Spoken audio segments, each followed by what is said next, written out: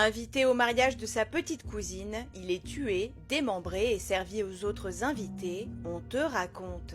Abonne-toi, on publie une nouvelle affaire tous les jours.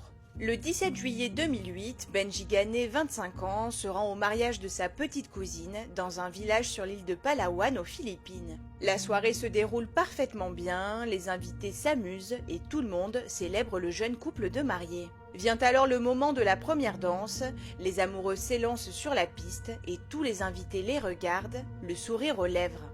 Benji fait lui aussi partie de la foule, mais soudain il trébuche sur un autre invité et tombe sur les mariés. Il se rattrape de peu et touche accidentellement les fesses de la mariée. Les invités rient et l'homme s'excuse immédiatement, puis l'incident est vite oublié et la soirée continue. Mais le père de la mariée et la diobole, lui, enrage. Il ne supporte pas que Benji ait pu toucher sa fille, même par inadvertance. Il prévient alors son fils Gerald Ball, ainsi qu'un cousin, Juni Buyo, et son neveu, Saptuari Piqué. Il confronte alors Benji et l'emmène en moto dans une forêt non loin de là où se tient la réception. Là, il le poignarde à mort, puis il le démembre et commence à faire brûler son corps à l'aide de kérosène et de feuilles de cocotier.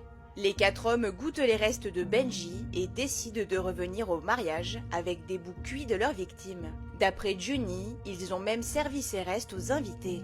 Quelques jours plus tard, Juni, qui se sentait de plus en plus mal, a fini par se rendre à la police sur les conseils de l'ancien du village à qui il avait avoué le crime. Il a expliqué en détail ce qu'il s'était passé ce soir-là et les 3 autres hommes ont été arrêtés dans la foulée. Les os de Benji ont aussi été trouvés dans la forêt où il a été exécuté, ainsi que quelques bouts de ses vêtements.